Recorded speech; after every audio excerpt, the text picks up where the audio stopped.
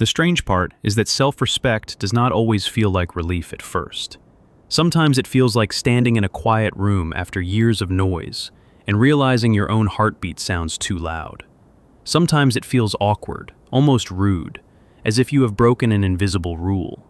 You stop over-explaining, and suddenly your silence feels heavy. You stop rushing to fix everything, and your hands do not know where to go. You stop making yourself smaller, and the space around you feels unfamiliar. That is what happens after years of overgiving. The body does not immediately celebrate. It hesitates. It waits for the old role to call you back. You may know this feeling in the smallest details. The unread message sits on the screen, and you do not jump to answer it. Someone asks for more than you want to give, and instead of automatically saying yes, you pause. You hear your own boundary forming, and for a moment it sounds almost cold to your ears. Not because it is cruel, because you are not used to hearing yourself. For a long time, maybe your life was built around being available. Available to soothe. Available to explain. Available to forgive too quickly. Available to carry more than your share because you did not want to be difficult, selfish, dramatic, or hard to love. You became the person who made things easier for everyone else, and in the process, you made yourself harder to hear. And now, when self-respect begins to return, it feels strange. Not because self-respect is wrong, because your nervous system has mistaken self-abandonment for love. That is the first wound. Not just that you gave too much, but that you learned to feel safe only when you were useful. There is a hidden grief inside that pattern. It does not always look like grief. Sometimes it looks like exhaustion. Sometimes it looks like resentment you never say out loud. Sometimes it looks like a smile that arrives a second too late. You keep showing up, but something in you is quietly disappearing. And then one day you notice that the people around you seem comfortable with your overgiving, but uncomfortable with your boundaries. That is when the strange feeling begins. Because the moment you stop over-functioning, you are no longer the version of yourself that everyone got used to. You are no longer the woman who answers immediately, who softens every hard edge, who carries emotional weather for the whole room. You are no longer the one who says, "It's fine," when it is not fine. And the world does not always applaud that change. Sometimes it resists it. Sometimes even you resist it. This is where Carl Jung becomes useful, because Jung understood something many people miss. A personality can become a prison when it is built around a single role. If you have spent years in the persona of the good one, the helpful one, the understanding one, then self-respect can feel like betrayal. The persona is the face you present to the world, the identity you learn to wear in order to belong. It is not fake in the simple sense. It is often a survival structure. But when the persona becomes too narrow, you start living as a character instead of a whole person. And the good woman persona is one of the hardest to release, because it gets rewarded. People praise you for being easy. They call you mature because you do not complain. They call you strong because you endure more than you should. They call you loving because you keep giving after your own cup is empty. At first, these words feel like recognition. Later, if you are honest, they can feel like a cage with beautiful decorations. The deeper truth is uncomfortable. Some of the praise you received was not for your essence, it was for your usefulness. That is why self-respect can feel strange. It interrupts the old contract. The old contract said, if I am generous enough, patient enough, understanding enough, then I will be safe, loved, chosen, valued. The new truth says, if I abandon myself to be chosen, I am not safe at all. That truth does not arrive as a slogan.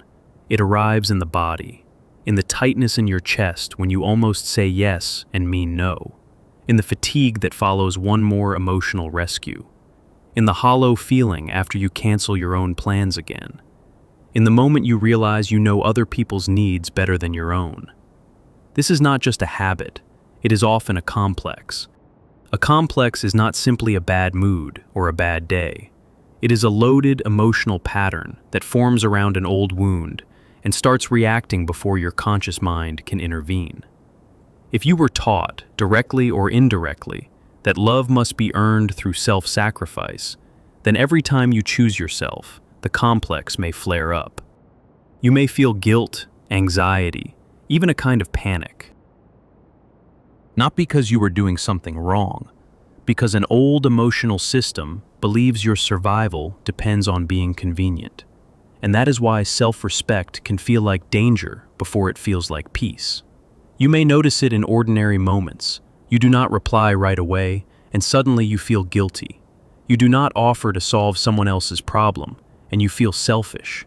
You rest without apologizing, and a voice in you whispers that you are lazy. You say, "I can't do that," and for a second your body braces for rejection, as if you have committed a crime. This is the body remembering an old law. But the body can learn a new one. There is another layer here, and it matters. Overgiving is often not only about kindness, it is also about control, even if the control is unconscious. When you keep giving, fixing, smoothing, and rescuing, you create a world where you know your place. You know how to survive there. You know how to be needed. You know how to stay connected by being indispensable. The problem is that being needed is not the same as being loved, and being indispensable is not the same as being seen. This is where projection enters the story. Jung used that word for the way we place parts of ourselves onto other people without realizing it. Sometimes we project our worth onto someone else's approval. Sometimes we project the role of the rescuer onto ourselves, and then fall in love with the feeling of being the one who can hold everything together.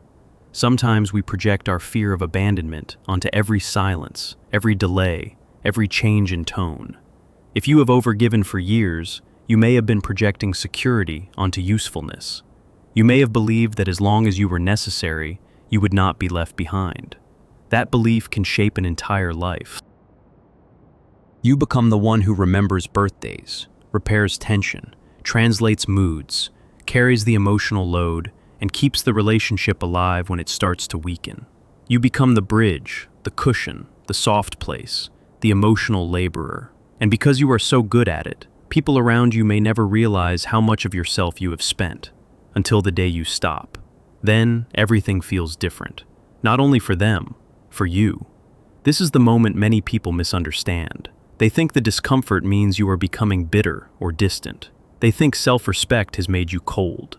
But often what you are actually feeling is the withdrawal of a role that once organized your identity. The role used to tell you who you were. The role gave you a script. The role told you how to behave when someone was upset, disappointed, needy, or silent. Without that script, you may feel exposed, like you were standing in a room without a mask and without instructions. And that is precisely where Jung's idea of individuation begins to matter. Individuation is the movement toward becoming a more whole person, not a more pleasing one. It is the slow process of separating from the roles, projections, and identities that kept you adapted but not fully alive. It does not mean rejecting kindness. It means no longer using kindness as a way to disappear. That is a crucial difference. Because many women do not overgive simply because they are generous. They overgive because somewhere along the line, they learned that their own needs were too much, too inconvenient, too expensive, too demanding. So they became excellent at reading the room and terrible at reading themselves. They could sense everyone else's discomfort. They could detect tension in a voice, a pause, a look, but they had no language for their own exhaustion until it became chronic. They could tell when someone else was pulling away, but not when they themselves were leaving their own body. And then self-respect comes along, like an unfamiliar guest. It says, "No, not this time." It says, "I will not explain myself for the fourth time." It says, "I do not have to earn the right to rest." It says, "I am allowed to disappoint people who benefited from my lack of boundaries." That last sentence is important, because one reason self-respect feels strange is that it reveals who is attached to your overgiving, not to you. When you stop over-functioning, some people do not know how to relate to the real you. They knew the version of you that was always available, always soft, always ready to absorb discomfort. They may even have mistaken your self-abandonment for love. Once that pattern changes, the room changes. Sometimes they grow distant. Sometimes they test you. Sometimes they act confused, as if you have become a different person overnight. And in a way, you have. Not because you became someone else, but because the part of you that was always available has stopped running the whole show. There is a quiet grief in that. You are not only letting go of overgiving, you are letting go of the fantasy that if you were just loving enough, everyone would finally treat you well. That fantasy is painful to release, because it was never only a fantasy. It was a hope built from hunger. Maybe as a girl, you learned that love came when you were helpful. Maybe you were praised for being the easy child, the mature one, the one who did not cause trouble. Maybe you became the emotional translator in your family, the one who kept the peace, the one who noticed what everyone needed before they asked. If so, overgiving was not random. It was intelligent adaptation. But what saved you then may be costing you now. This is the shadow side of the good woman persona. The shadow is not evil. It is what has been pushed out of awareness. And one of the things pushed out in a woman who overgives is often anger. Not destructive anger, honest anger. The kind that says, I matter too. The kind that says, I am tired of being the person who makes it easy for everyone else to remain unchanged. Many women fear that if they allow that anger in, they will become harsh or selfish. But the shadow does not need to be feared. It needs to be integrated. If you never admit your resentment, it leaks out as fatigue, numbness, sarcasm, withdrawal, or unexplained sadness. If you never admit your anger, you may keep calling it patience while your body quietly hardens. Self-respect begins, often, with the willingness to feel what you were not allowed to feel. And that is not a small thing. It may show up as the first honest no. It may show up as not answering the message immediately. It may show up as noticing that your stomach tightens when someone asks for more than you want to give. It may show up as leaving a conversation before you become the emotional caretaker again. At first you might think, this is too much. I feel guilty. I feel mean. I feel like I am becoming someone I do not recognize. But what you are really feeling is the nervous system meeting a boundary it has never trusted. A boundary is not a wall.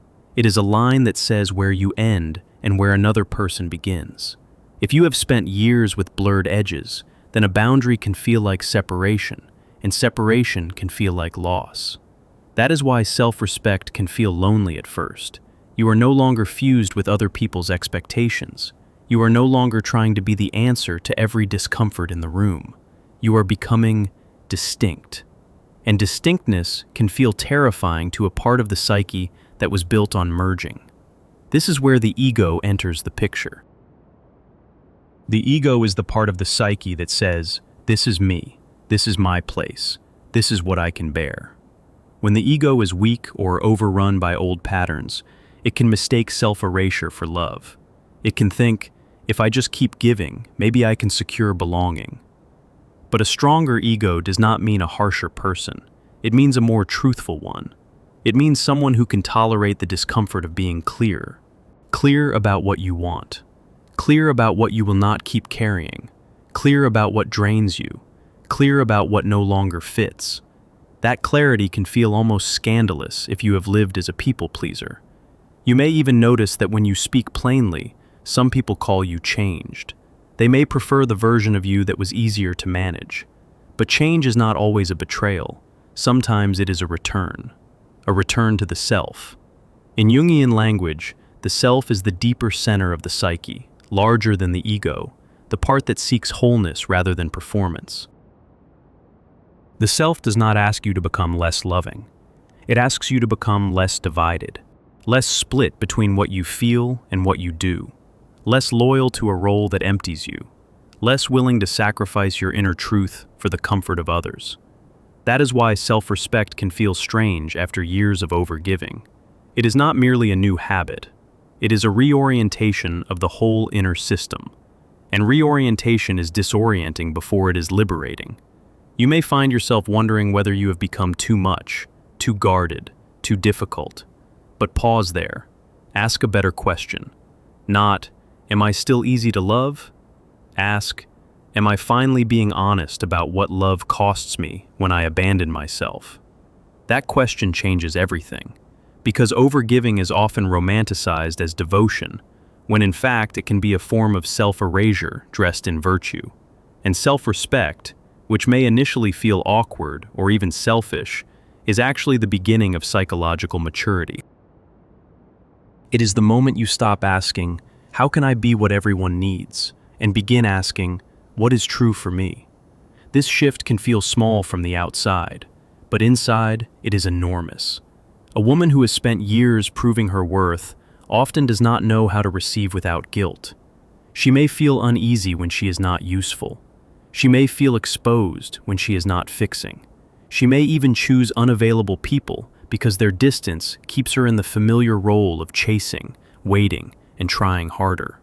If that is you, then self-respect will first feel like emptiness, a space where the old drama used to live. Do not rush to fill that space. Let it be a little strange. Let the silence teach you. Because silence after overgiving is not punishment. It is information. It tells you how much of your life was organized around reaction. It tells you how often you said yes before checking in with your own body. It tells you how quickly you moved to comfort others and how slowly you learned to comfort yourself. It tells you that your kindness was real, but it has been carrying a burden it was never meant to carry alone. There is a moment in this process when many women begin to feel a new kind of sadness. Not the old sadness of being unchosen, a deeper sadness. The sadness of recognizing how long they lived outside themselves. That sadness is sacred. It is not weakness. It is the psyche mourning what was sacrificed. And once that mourning begins, the path changes. You stop chasing approval in the same way. You stop volunteering for emotional labor that was never yours. You stop confusing anxiety with intuition. You stop treating every pause as a crisis. You stop making your availability the proof of your goodness. And yes, some people may not like that, but the people who only felt close to you when you were overgiving were never really asking for your wholeness. They were asking for your function. That is a painful sentence, but it can also be freeing. Because once you see it, you can stop bargaining with your own depletion. The body knows the difference between generosity and self-betrayal, even when the mind tries to blur it. Your shoulders know, your jaw knows, your stomach knows, your sleep knows, your energy knows. When you overgive, something in you goes pale. When you choose yourself, something in you may tremble, but it also begins to breathe. That breath is important. It means you are no longer holding your life together through strain alone. It means you are no longer making peace with what costs you too much. It means you are beginning to trust that love does not require your disappearance. If this names something you have never been able to say out loud, write a single sentence for yourself in the comments. Not for anyone else, for the part of you that has been carrying too much for too long. Because naming the pattern matters. Once it is named, it loses some of its invisible power. And here is another turn, one many people miss. Self-respect does not always feel warm toward the people you used to overgive to. Sometimes it feels neutral, sometimes even distant. That neutrality can scare you because you may have mistaken emotional intensity for love. But calm is not the absence of feeling. Calm is what begins when you are no longer forcing yourself to bleed for connection. A woman who has reclaimed her dignity does not need to announce it loudly. She does not need to become cruel to prove she has changed. She does not need to punish anyone. She simply stops participating in the old bargain. She stops being the one who always bends first. She stops apologizing for having limits. She stops calling exhaustion loyalty. She stops calling self-erasure sacrifice. And slowly, the inner world rearranges itself around that truth. The old guilt may still visit. Let it visit. Guilt often appears when a boundary is new. It does not always mean you are wrong. Sometimes it means you are no longer obedient to an old wound. Let the guilt speak, but do not let it drive. Ask whether it is warning you about genuine harm, or whether it is merely the echo of a system that preferred you pliable. That distinction can save years of confusion, because not every discomfort is a sign to go back. Some discomfort is the price of becoming real, and real self-respect is not loud. It is not a performance. It is the quiet decision to no longer abandon yourself in order to keep everyone else comfortable.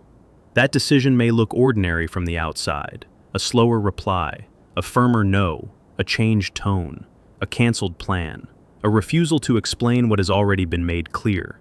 But inside, it is the beginning of a different life. A life where your energy is not endlessly available for consumption. A life where your yes means yes because your no is also honored. A life where love does not require self-erasure. A life where the old mask can finally rest on the table without being mistaken for your face. And if you need a simple test, use this one. After you give, do you feel expanded or emptied? After you say yes, do you feel peaceful or resentful? After you help, do you feel connected or quietly erased? Your body will tell you the truth if you stop interrupting it. That is the practical wisdom here.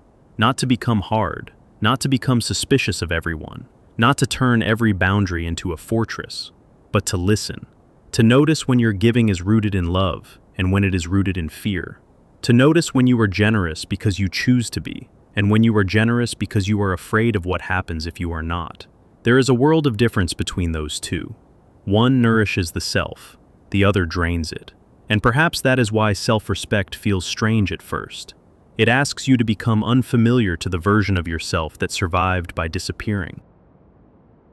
It asks you to disappoint old expectations.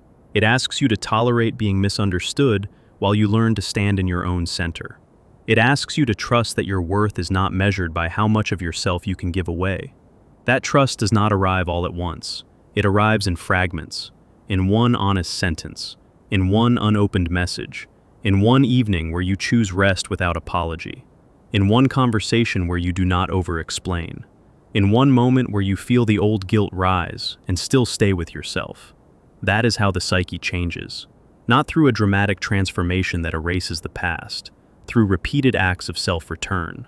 And if you are in that place now, if self-respect feels strange, heavy, awkward, even lonely, do not rush to pathologize it. You are not broken because it feels unfamiliar. You are only meeting a part of yourself that was never allowed to lead before. Let that part lead now. Let it be calm. Let it be clear. Let it be unashamed. You do not need to prove your goodness by disappearing for other people. You do not need to earn love by becoming endlessly convenient. You do not need to keep carrying what was never yours just to avoid being called difficult. The room may feel quiet at first. Your phone may stay silent. Your old role may not come back to rescue you. Good, because in that quiet, something truer can finally be heard. Not the voice that says, "Be useful and you will be safe." The voice that says, "Stay with yourself and you will no longer be lost." My value no longer needs to be proven, and if that sentence feels strange in your mouth, let it feel strange for a while. Strange is often what truth feels like before it becomes home. You may still remember the version of you who gave too much, who stayed too long, who apologized too quickly, who mistook exhaustion for love. Do not hate her. She was trying to protect you with the tools she had, but she does not have to run your life forever. Now the hand reaches for the phone a little less quickly. Now the answer comes after a pause. Now the boundary is not a loss of love, but a sign that love has stopped requiring your disappearance. And that is where self-respect begins to feel less strange. Not like a performance, not like a punishment, like a room with the window finally open, like breath returning where it was held too long, like coming home to the one person you have been waiting for all along.